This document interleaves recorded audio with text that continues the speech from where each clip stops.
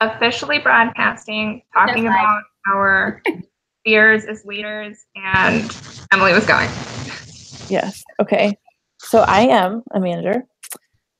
It's new. I think I've been with the company for 5 years, but I have just gone into management since probably December.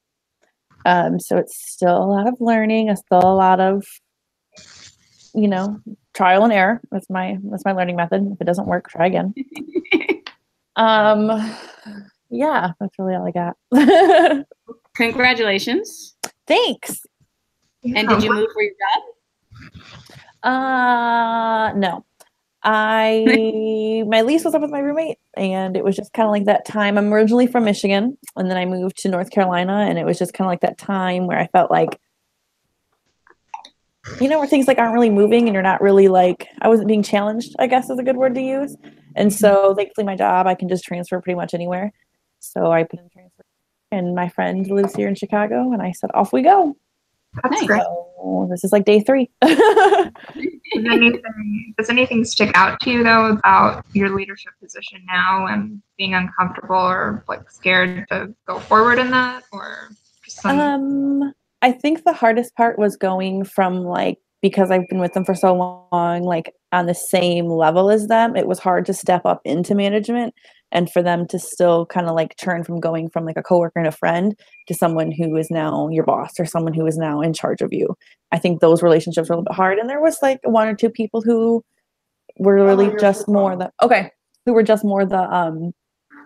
harder part of it. But I think like mostly everybody transitioned well, but there are like 1 or 2 people who I'm like, no, like I'm in charge of you now, so sorry, but like, you have to do it this way. But for the most part, I think also because I'm a really understanding and forgiving person, so like if somebody comes to this issue, I have a very big heart, and I'm like, yeah, okay, no problem, whatever. Like I'll take on more and make it harder for me just so it's easier for somebody else.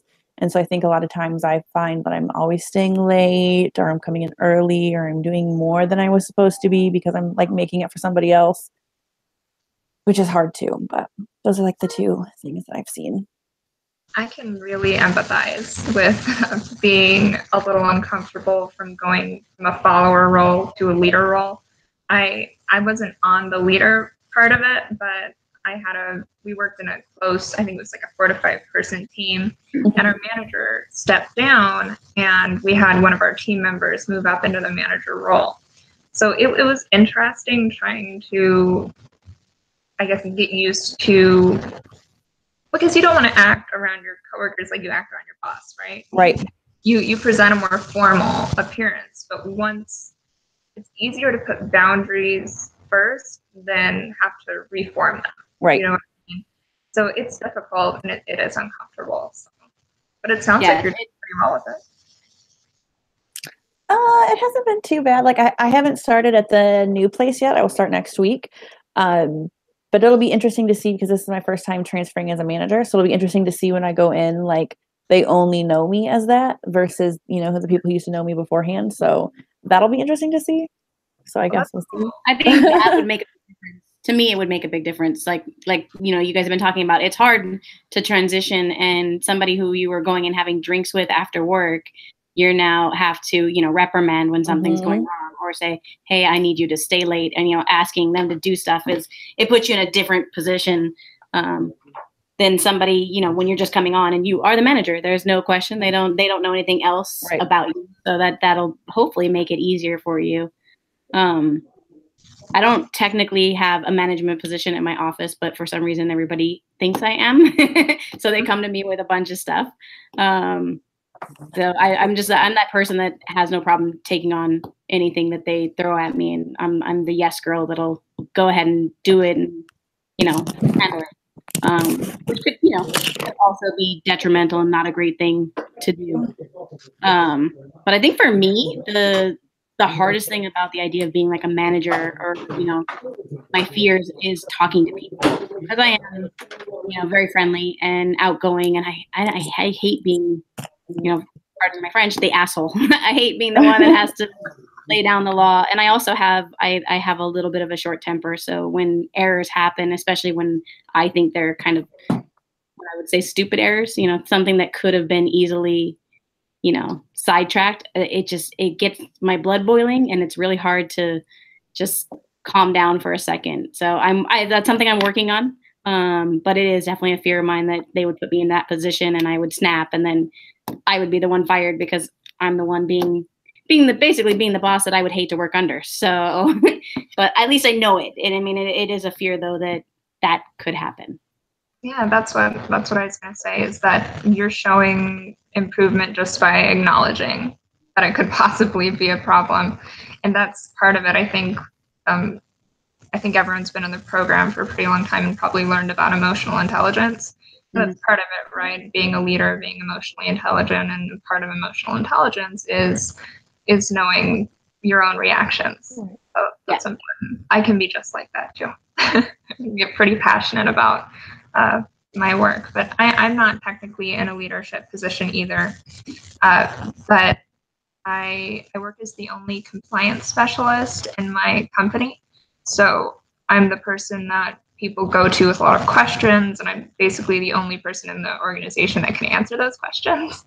So it puts me in a different sort of leadership role. I know we've studied about power and different forms of power that you can have. Expert power would be what I would say would put me into that leadership role.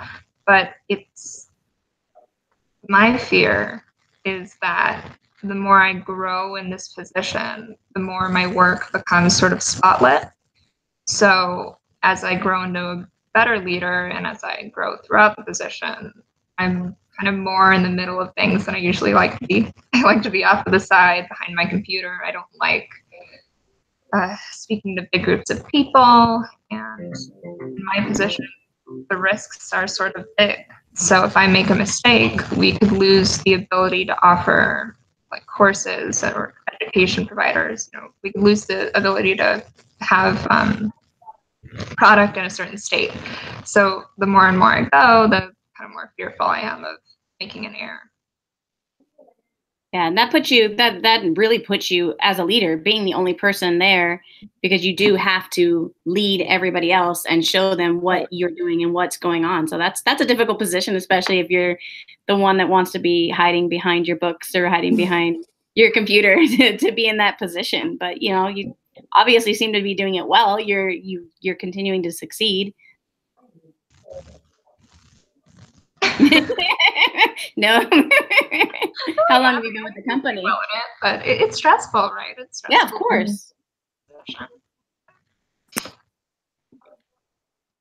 So you guys both in the same time zone? I don't know. I couldn't. We are at the moment. Arizona doesn't switch times, and I can never remember when that is. That's right. So daylight savings, they don't switch, and we're an hour off when that happens. But right now we are in sync. Arizona just has to be special and difficult. So you know what? I'm fine with it. The only thing that kills me is I always have to remind myself what time zone you guys are in for turning in work. You know, when it's due by midnight, I have to keep that in mind because I'm like, oh no, they're the same time and it's only 11. I have time. Ah, crap, it's late. Yeah, the East Coast will do like the 2. Well, we use in the fall we're 3, so I get that 3 hours. In the spring we're only 2 hours. So then now that this is the first time being in a different time zone that I'm in Central Time, I'm like, oh, crap, I have less time. You're like, crap. I'm like, this is not good. But I'm in my last. These are my last 2 classes, and I'm done. So me too. Really? Yeah. I'm excited. It's crazy. It feels like it's been forever. Yeah. But I'm also my last 3 classes. This is my countdown. This is number 3. Oh my gosh. So we're all about in the same place with the program. That's kind of cool to have a group that way. That's really cool. Yeah, we were doing something, and I think 481, and it mentioned this class, and I was like, was I supposed to take it earlier? Or I was like, because a lot of the other students had already done it, and I was like, yeah. I said, not scheduled till next session, sorry. Yeah, no, I think I took the courses pretty out of order too. So yeah, I just threw them in the rubber pit. So the next question is, in what ways do some leaders seem successful, and successful is in quotations, at pleasing bosses yet not effective according to the definitions above? And it says, give 2 or 3 examples from fiction, TV, film, or your own experiences. In addition, try thinking along these lines. Success and effectiveness need not be at odds. In fact, it is wonderful to work in teams where the 2 concepts go hand in hand. Please discuss how leadership effectiveness can actually reinforce leadership success, giving 1 or 2 detailed examples. And I don't know if you guys had a chance to read, because I was going over kind of what, his definition of leadership success and leadership effectiveness is. But success is meeting goals for profit, production, safety, reliability, and or efficiency, which, you can definitely do that and not be a great leader as far as to the people. And then leadership effectiveness is engaging in behaviors that reinforce and enable members of one's team through clear and caring communication, encouraging and inclusive opportunities. And I think I left out some, but it was like critical thinking and creative and kind of working as a team to envision the future. Yeah, does anybody have an example? Not an example, but just the talking. I feel like in order to be effective, you have to be successful. But in order to be successful, you don't have to be effective. And that's interesting, right? It's like not all squares are rectangles, but rectangles are all squares. The fact that it doesn't go hand in hand is kind of strange to think about. But absolutely, I've worked under managers that were successful. If you want to look at the bottom line, and our numbers increased, but every employee was unhappy. And there was no future for us, and he was shady, and just it was a bad situation. And a lot of the guys wanted to go union, and people left. There was a lot of changes that happened because of that.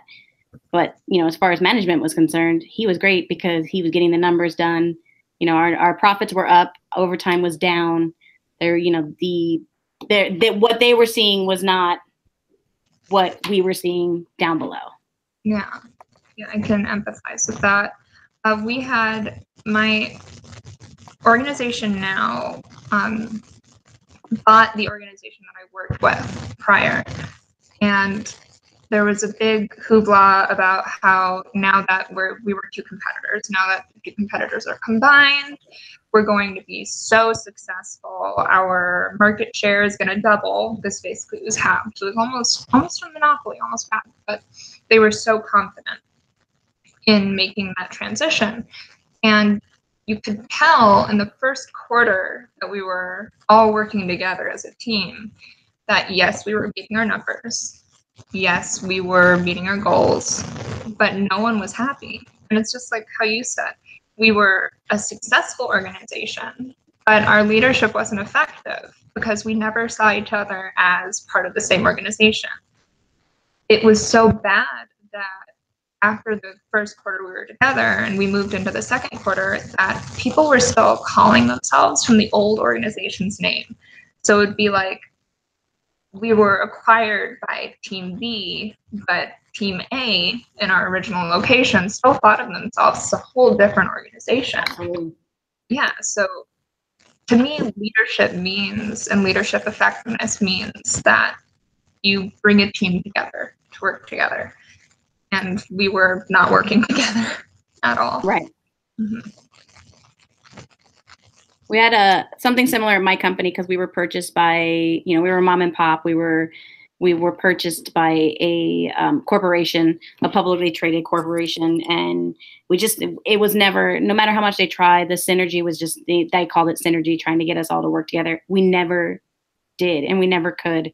Part of that was leadership. They were not doing a good job of joining us, and part of that was just, I'm not sure exactly why they bought us. We didn't fit in their line of what they were doing. So we were never going to fit in because they were trying to shove 2 different areas together, and make them happen. I work in the movie industry, and then they work in construction, and they don't have what you would think in common.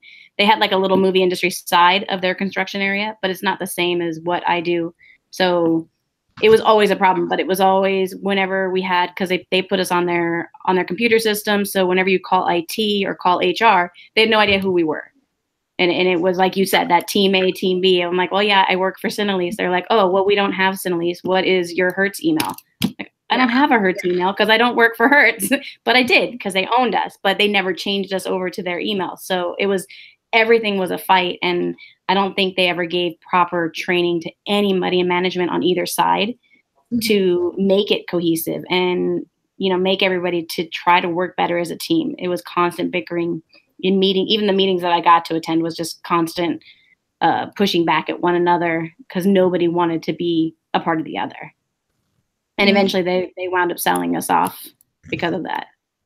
See, there was definitely fear of that happening in my organization, most definitely. So it sounds to me like your company was trying to diversify, but failed. Yeah, they have Hertz had like a little thing that was partially in the movies, and they knew that it's a big industry. It's a little industry that makes big money. So they thought, oh well, we get this other portion of it, we can make more money. But we could never, like I said, they always called it synergy, trying to get us to combine, and it was just we didn't do the same things, and there were people that no longer wanted to deal with them because they owned us, and no longer wanted to deal with us because they owned us. So it backfired in a lot of ways.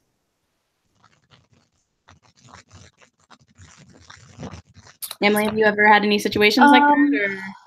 Not so much when it comes like when like things have merged. So I have one manager who I report to. She has 5 sub managers, and then we have the rest of our staff. So the management team from when I came in, she has always been in charge of us, and then there's one of the other assistant managers that has been there since I've been there, and then everybody else is new. And there's been a few rotations of managers since I've been there. But I've also been at location for it was a little over 3 years. So it's hard more coming into, for me, I've been there longer than a lot of the people who have moved up into management because either they transferred from another location, which would be like 2 of them, or one was moved up before me, even though he'd been there less than me. Just the way that timing kind of worked out and everything. So it was a little hard to be like, yes, I am the newest manager, but I've also been with the company the longest, and I've been at this location the longest. So I think for me, it was hard. It's hard to work together in a group because I have seniority, but I don't. You know what I'm saying? Like your seniority is different. Like, yes, I've been there longer. Yes, I've been this, but yes, you guys have been doing this longer than me. Yes, you are more trained in what you're doing than I am. Even though, because I've been there so longer, I know the sales, I know the business, I know inventory, like I know how to do those kinds of things. It's customer service. It's not that hard. So the biggest thing for me, plus we all work different, like variation of hours. So I'm full-time, but we have 2 managers who are part-time and who only work our nighttime hours. So they're what we call our closers and our nighttime. So they see like things differently because we're always busier in the mornings.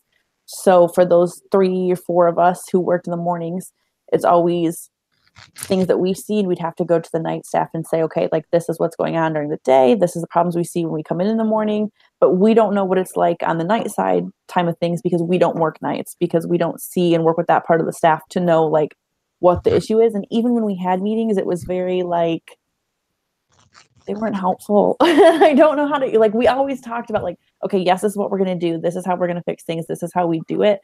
But implementing that after the meetings was always the hard part, because not even a few days later, I'd be like, didn't we just talk about this? Did we not just have the meeting about this? It was, it's very, so I think,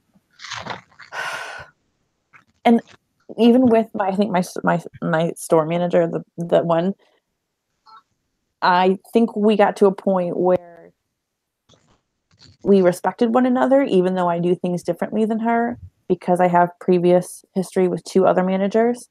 But again, it was more of like yes, we have the busiest store in the district. Yes, we have the highest sales. Yes, we have the best numbers. But at the same time, the turnover rate for our store is outrageous because she was very bad at communication. She was very bad at, she was just like hiring people who used to come in all the time, or like family friends. Like she was gave people second chances, third chances, 7 chances.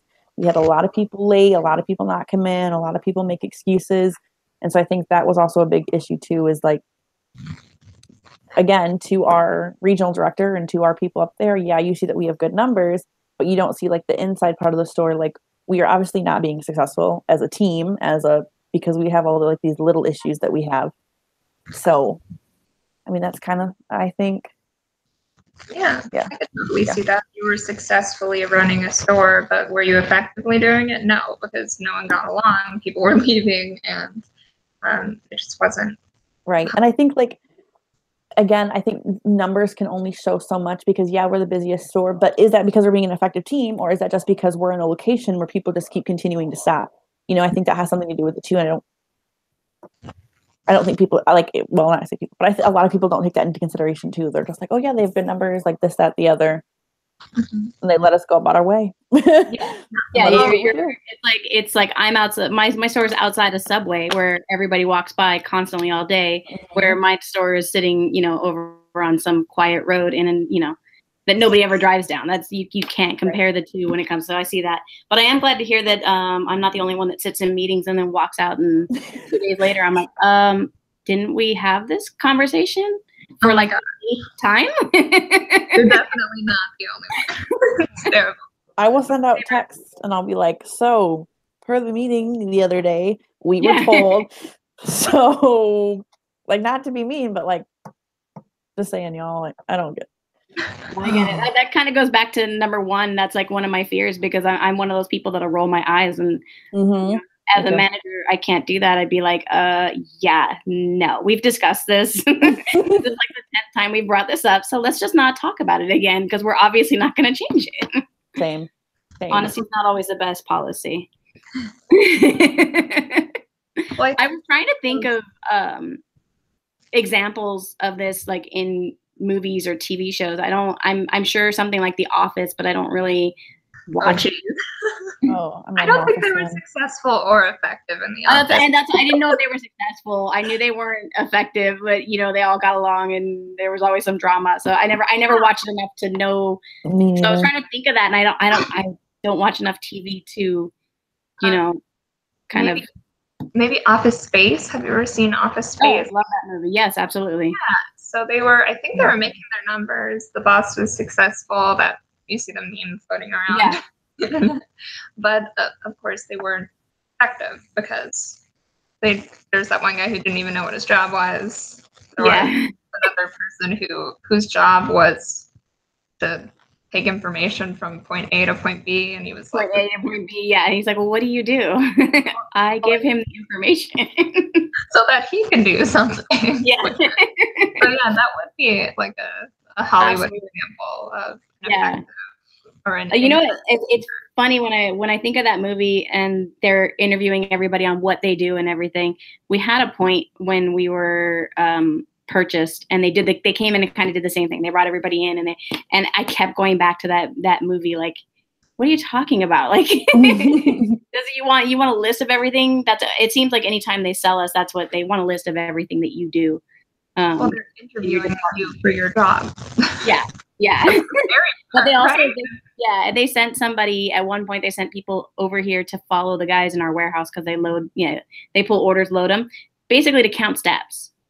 Yeah, that's crazy. And I was like, wow, you get paid to do that, to follow somebody around and say, oh, well, we could cut 20 steps out of your day if you move this closer to that. I mean, great. I don't know how much money, but I mean, that to me is amazing that somebody actually does that.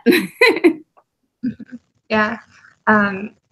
Was that part of just the acquisition team, or was it maybe someone hired from the outside? Because I know that some big organizations have those kind of people who work just to, I guess, change work processes. Yeah. I forget the exact name, but it's an actual career. Isn't that weird? Yeah. I honestly don't remember if it was an outside team or what. I felt like they were just doing it to us, so I felt like it was just them, but I could be completely wrong. Yeah. Something to think about. Yeah. I might need to change jobs. Someone knocking on my door. I'm not gonna answer it. It's okay. Probably a package. I think my boss knocked on my office door. He'll wait. It's prioritization, you know. Exactly. I'm busy. It's my lunch hour. Relax. But in all of our examples, I feel like we are trying to be effective. I feel when I was reading through the Leadership Challenge, which was also a textbook in another one of my classes, but I don't quite remember which course that was, so I might have ended up buying this book twice. But challenging the process, or yeah, it's challenging the process. So it sounded like, Emily, you were sort of challenging the process when you were working with the like ineffective manager by sort of calling attention to the fact that your meetings aren't effective. So that's points for you. I mean, you're trying. And then I know that I've had the same problems with communication in meetings. And the worst part is when you have a meeting that could have been an email. So you sit in an hour-long meeting talking about the same thing and not getting anything done. So that's sort of the definition of successful, because you're talking about a problem, but is it an effective use of your time? Is it actually going to lead to an effective solution? Yeah. I used, I think in mine, the pre-survey that we took for the class, I used Remember the Titans because that's one of my all-time favorite movies. And I think it just shows a good example of a team that was a hot mess. And they came together, and then, you know, coaches took them to camp, and there was issues on the teammates, there was issues in leadership, and then towards the end they became successful and they became effective in what they were doing. And it's just a really good movie. So that's why I used it.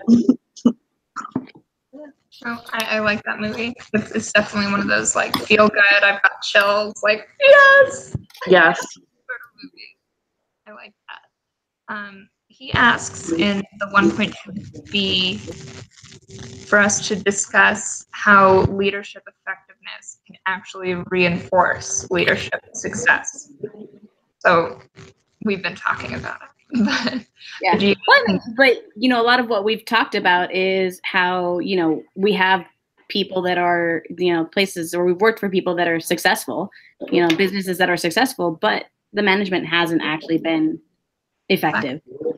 So, I mean, it is hard to find that coupling, but they do exist. I mean, I did a lot of research. I think it's changed over the years, but on Southwest back in the day, and Herb Kelleher. And I mean, when you go back to how he would just pull up at Southwest, you know, in Dallas, and just kind of get out, and he knew everybody's name that worked there. Granted, it was much smaller than it is now, but he would talk to everybody. It was a different type of leadership than I think you get, especially if you work in corporate America today, where I'm not even sure, you know, if it's not your direct manager, if anybody knows who your name is outside of your office. Right. Yeah. I think that's, you know, that speaks volumes to that effectiveness as a leader. You got to have that direct manager that, you know, does take the time to personally know people and know what's going on in their lives. And, you know, kind of like what you said, Emily, about knowing, oh, you know what, there is something going on, take the rest of the day off. Or I understand if you're going to be late tomorrow, I'll make sure we have covering here. You know, you do have, there has to be understanding and a give and take that between leaders and employees to be effective, to be an actual effective leader. And I think in the end, you do, you know, those successful companies that are like that, have that type of management, are successful as well.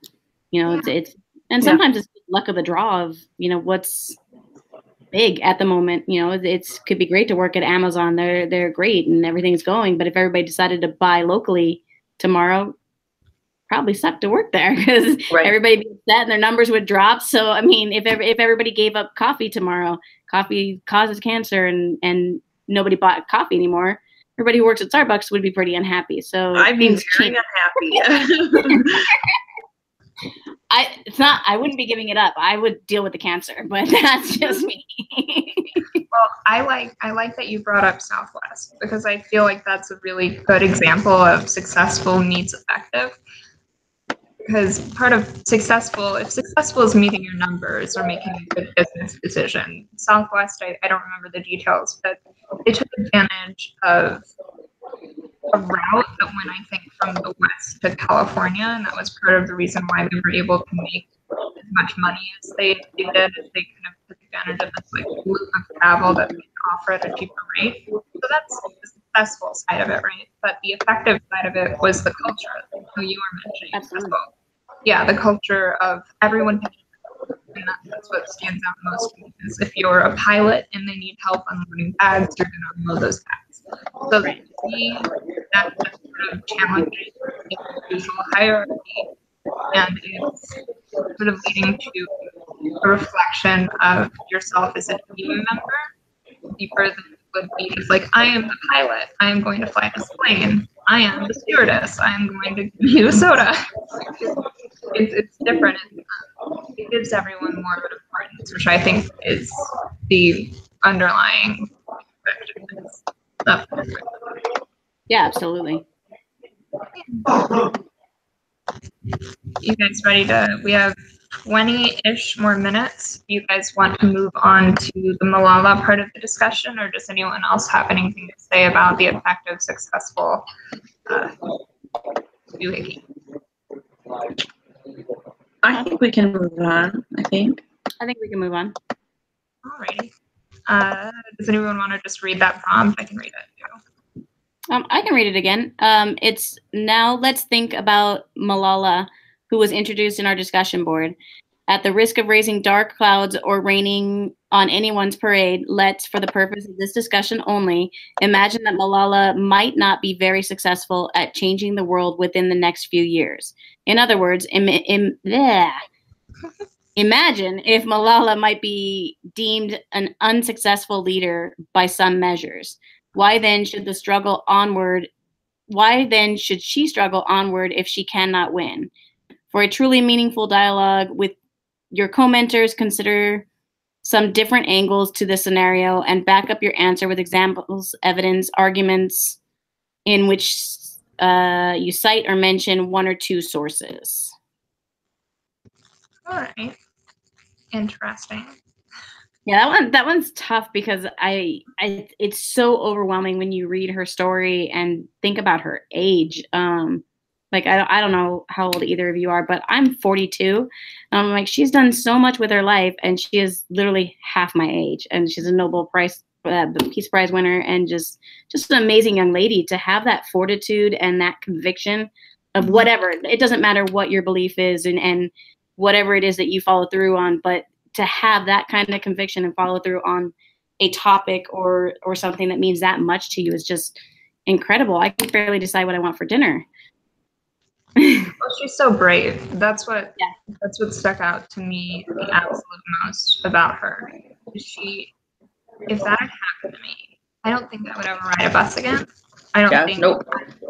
Yeah, I would be okay leaving my house for a real like it was so like crazy inspirational, and just almost just I can't understand how she was able to go from that to actively fighting for the exact issue that she was to continue talking and going out against the same people that really just tried to kill her.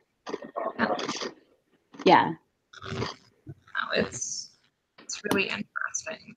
Yeah, so it's a little scary to think, oh, what if she doesn't succeed? But I mean, the truth is, there's a good chance she's not going to succeed. Mm-hmm. You know, if you look at her goal is for everyone, everywhere to get an education. There's so many countries and people out there that they don't. How is an education not a given right? How is it not something that's provided by your city or your country or your state or whatever it is? That's kind of just mind-boggling to me when we were all forced to go to school basically over when we were younger and probably hated it for the most part or fought it that you didn't want to go to school. And these you got people out there that are fighting just to have books and sit and learn on the side of the road. We're not even talking classrooms. They just want an education, somebody to sit there and teach them. They could teach them in a hut or in a cave, and they would be happy to, you know, write on walls and learn that way. Mm-hmm. And we're provided an education basically for free here in the United States. So when you think about it, there is a good chance that she won't succeed all around, although you can call, you know, the successes that she does have wins. So calling her an unsuccessful leader is absolutely a possibility when you look at her eventual goals. You know, it's like saying, I'm going to raise $1 million. You only raise 950,000. Well, you were unsuccessful. You came close, but you're still unsuccessful at the goal you set. So that is, you know, there's a good chance in the world that unfortunately that we live in. I don't think that takes away from somebody. I don't think that goals are everything. They are certainly something and something you need to live up to. But you also got to balance it out with, you know, what you can truly get done. Yeah. Now that you say that, I think that's something that we can get on as part of her being unsuccessful. Because again, if we're going back to the definition of success is your numbers, right? Hit your numbers, hit your goals. So Malala probably isn't going to be successful in hitting her goals of, like you said, the overarching, like crazy amount of all little girls in every country being able to gain that education that they need to further their social position. Like it's not probably going to happen in that big forward sweep. But is she effective? Right? Because effectiveness is looking in on herself, looking in on other people, trying to innovate in ways challenging the process. So she's still an effective leader. And that sort of is the answer to this prompt to me, because he asks, why then should she struggle onward if she's not successful? It's because she's effective. Even if she can make sure that 25 little girls get the education that they need, then you're effective. You've done something. So even if she doesn't meet her worldwide goal, which, like you were saying, is not possible probably within her generation. Yeah, chances are, the likelihood I would say is very minimal that she could do 100%. Yeah. But if she saves one, like if she does it for one, right, that's still worth a massive amount of effort. Yeah. And I think, sorry, go ahead. Well, I was going to sum up with, I think just her act of courage and bravery after her attack made her an effective leader, because that to me is challenging the process in the biggest way that you can possibly do. You're challenging yourself and you're challenging those who hurt you. So. Right. Yeah. Well, I don't know if you guys, I know that there was a bunch of different things that he put up for the Malala to look at. But I was watching her acceptance speech of the Nobel Peace Prize. And, you know, she was naming some of the people that were there with her, and some of them were on the bus with her and they were shot as well. And, you know, those people, the fact that that's a win, that's in your win column, because those people came with you. They still want to learn. They didn't give up just because they were also shot at, you know, and the other people, everybody could have walked away from her at that point. Like, oh, I don't want to be a part of this. I need to walk away. So yeah, you're right. If you get one or, you know, 1,000 or even 1,000,000, that's still, you know, an effective leader. That's still a win and a positive, even if it's not utterly, you know, making your entire goal. It kind of made me, when you were talking, I was thinking about the quote, and I'm sure I've got this wrong, but I think it was something like, you fail 100% of the time that you don't try. Yeah. I mean, we are, you know, that's how you, unless if you're not out there trying, you can't actually succeed. So there is no success unless I'm out there trying to sell or trying to make things happen, you know, in the end. If I don't try, then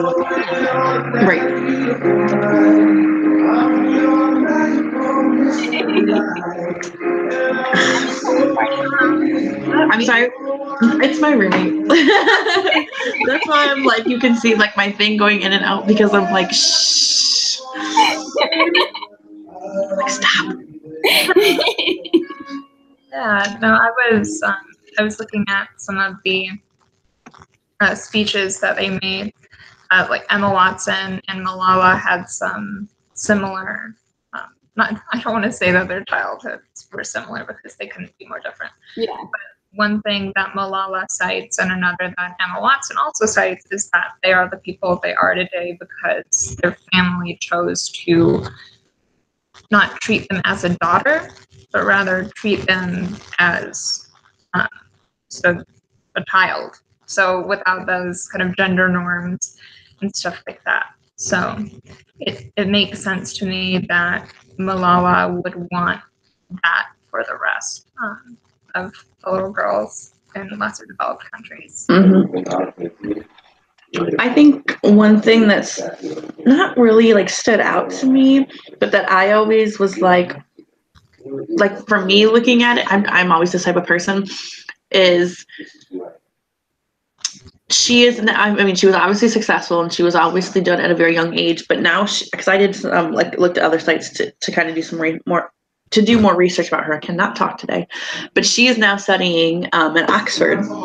And so I've always wondered, well, you know, is she going to be continuing on from Oxford, or is she going to go, you know, back to her hometown? Is she going to go back and, you know, be the voice for those people? Or is she, you know what I'm kind of saying? Like, where is she going to set up her base, and where is she going to be, you know, trying to make the most change from? And again, I don't know how effective you can be in changing some place that you don't live. And so that was always kind of like a question that came up to me. And I was kind of like, I don't know, you know. That's interesting. I wonder if giving the people within her community education is her goal, she'll probably need to come back to that country. Probably need to work within the organization of the community, which would be scary and make everything a little harder. Mm-hmm. Yeah, she might, you know, now that she has a foundation, she might not be trying to actually physically go back for fear, but, you know, at that point she wants to lead others to pursue the same thing and pursue her beliefs and her, you know, what she's trying to promote. So, but yeah, that's kind of a huge thing. What do you do? And what if she just decides she doesn't want to do it anymore? I mean, I can't imagine that, but what if you just decide, oh, you know what? I want to go have babies and get married and live a life and not be working all this time to, I mean, there's always other things that, you know, she may want to do that are going to keep, you know, you don't want to put your family in the way of, you know, being threatened and possible issues.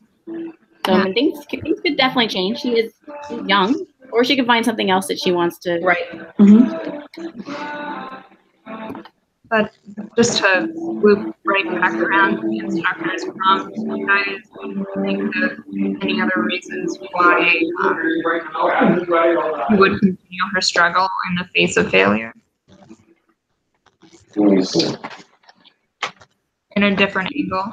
It notes that we should think about different angles, so I'm trying.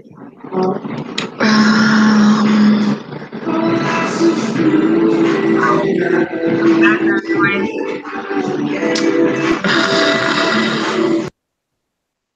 Sorry, I was looking at what he said. It is really hard to look at it from a different angle because, you know, you are so moved by what she's doing. And like we said, she is going to fail in a way, even with all the successes she has. But I mean, if you want to take it dark, you know, what if they try to assassinate her again and it happens? So does that necessarily make her a failure?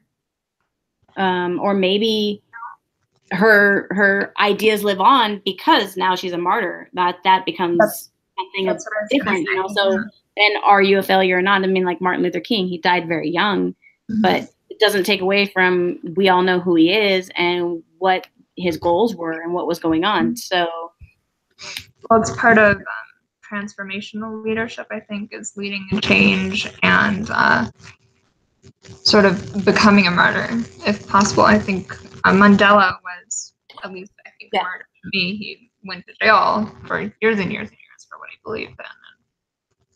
And he turned into a very effective leader, partly because of that, I think. So that's another way where she could be unsuccessful, but effective. in a very dark sense. Yeah, in a dark sense. Sorry for taking it that dark, but but we need to go there, Chris. So we need to really. It's how we learn. It is.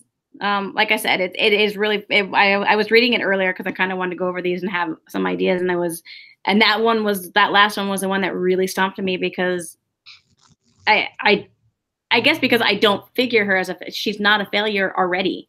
So are we talking about before she's gotten this far, or I mean, like you said, if she saves one person, that's not a failure. That's a success. So I guess it all depends on how people look at it, but I guess that's effective and not successful based on the definitions that were given to us by the professor. That it's success is hitting the numbers and what did he say? Let's see, meeting goals for profit, production, safety, reliability, and or efficiency. I mean, yeah, technically it's not meeting goals if your goal is to educate the world and you've only managed to win one person over. Obviously she's gone farther than that, but I don't know. I don't like negativity. I like to think that somebody can try to win, and like I said, it's you're only a failure if you don't try. Yeah.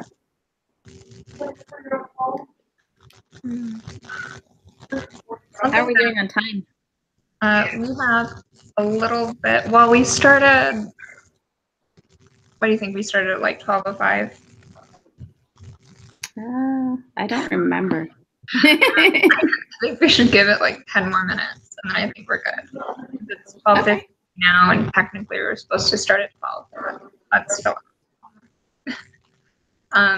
Something that interested me. I was reading a transcribed version of her Nobel Peace Prize acceptance. Mm-hmm. And I think she was sharing the prize with a man from India. Because she got half of the prize share reading her little Nobel Prize thing right now. But he included in her speech that she, even just meeting this person from India who fought against, I think it was child slavery, and this in general, but just meeting this person, she said that her goal then was to make a better relationship between India and Baghdad. Or Pakistan.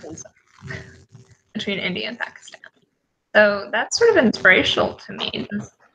Yeah, I like that.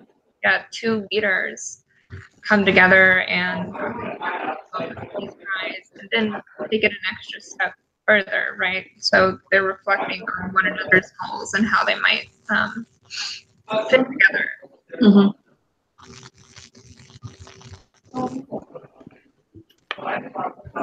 But to me, it's always just mind blowing. Like, because I was not thinking about that when I was like 17 at all. Yeah. At all. Yeah, not even close. It's a different world. It's kind of hard to put into concept at least if you grew up here. I think in the U.S. I mean, there's probably some super poor communities that maybe might feel the same way and kind of see that. But I would think overall, we don't have that here. It's a public education that you can get, and you're not fighting for it. You're not fighting for, you're not being put down. As we have that whole the Me Too movement, and we're definitely not equal. We know as women what we've had to go through, but we're also not subservient. It's we're not looked at as second class citizens in the way that they are. We not as it is in other countries. So that's it's kind of difficult to process that whole situation with her, because it's not us. It's not our lives. It's not how any of us grew up, I don't think. I mean, I could be wrong depending on, either of your backgrounds, but I know from my background, that's not how I came up at all. And it's not like we were rich, I lived on the poor side, but it's not nothing of that nature. And I never felt that controlled or stepped on by anybody. Right.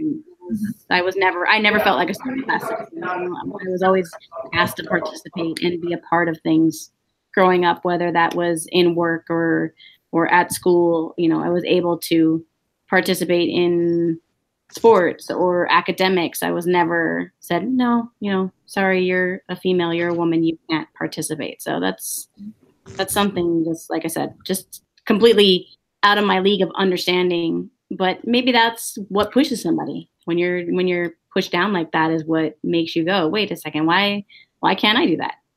What's wrong with me? Yeah, going along that same point, I read an article for one of the courses in the organizational leadership program. It's called In Praise of Equipoise or Equipose. I wasn't quite sure how to pronounce that, but one of the main things in that article noted that part of your identity, the role that you play that meets the most opposition, is often the role that you hold most tightly to. So I could see that working for Lala because her role as a woman is challenged. It's opposed in the sense that she's seeking an education for herself and those around her. So that's part of her value that opposed. So it's pretty. You and I could just drive into basically. Well, it sounds like her father really pushed her. Her father was really, like she said, didn't clip her wings.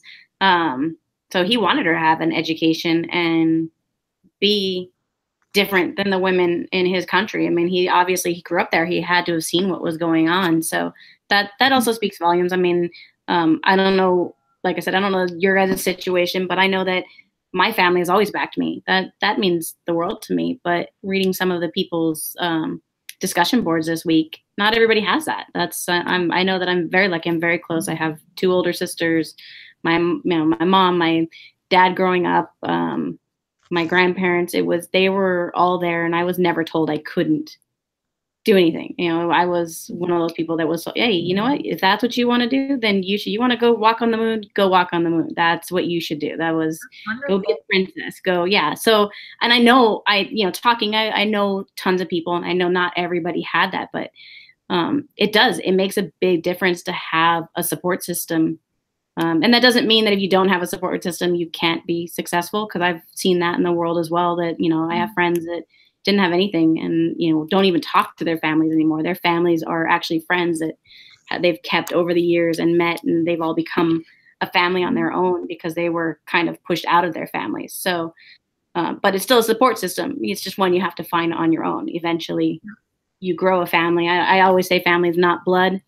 We have a couple of people I call my sisters, other than my 2 actual blood sisters that aren't really sisters, but they've been around forever and they're just part of the family because that's how we've created them and how it's kind of come to be.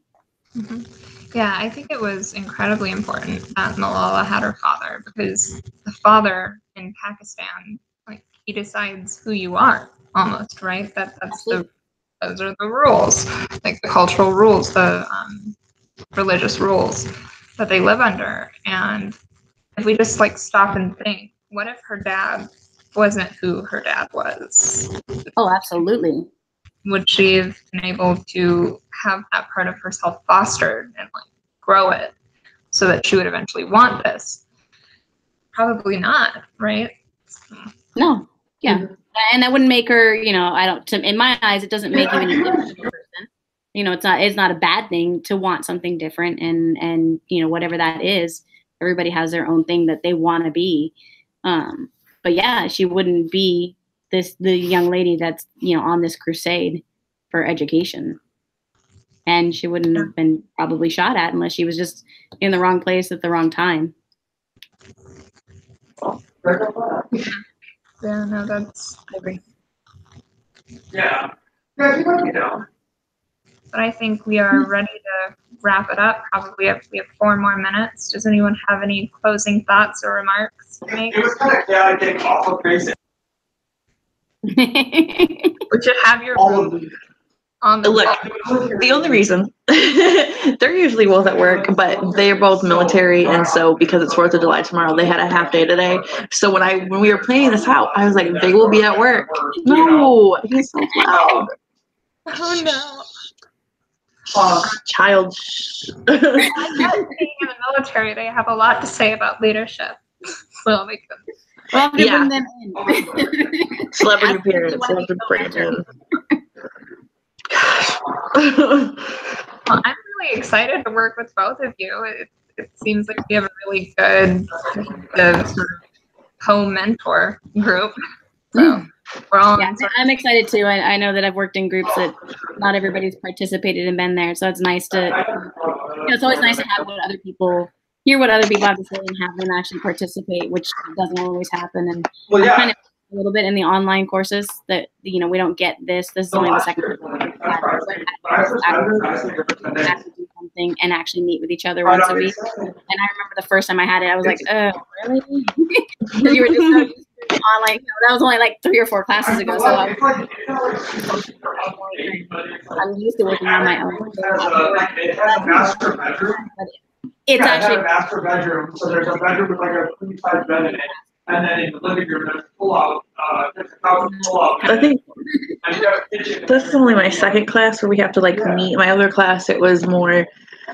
We did other work, but it was kind of like this. It was like a sub assignment that we had to meet and come up with like.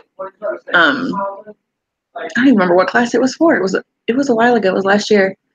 But this is only the second one that we've had like video conference for, like proof that we actually met. The other classes we had to work in a group, but it was all through email. It was all through like a Google presentation or whatever it was.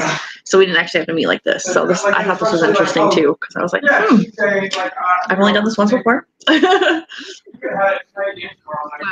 do you guys want to schedule next meeting for next week? I stay there, and then you guys have the hotel all day tomorrow as well. So. We can, as for right now, I don't have my work schedule next week because I'm not starting at my new location until Monday. And so I haven't been in there to be like, hey, when am I working, So. Well, yeah. Well, then why do that? Why don't we wait until you have your schedule, and then we can maybe I'll post something on the discussion board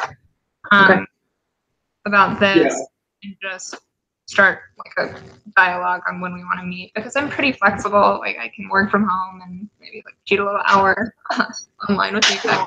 I also have a little more flexibility. So Emily, if you find a time when you have time, we can, like I said, I can always shut my door. I don't have kids at home, so I don't have to make dinner or make sure that they're, watched over or anything. And I know that's, you want to spend time with your family. So I get that. So that's absolutely how it should be. Well, this is perfect. I'm looking forward to working with you guys. I will post on the discussion board, and I will send you each. I'll send an email out to both of you with the link to this, so you can submit it for the instructor. Okay. All right. Perfect. Cool. Thank you guys. Thank you guys. Thank you. Bye.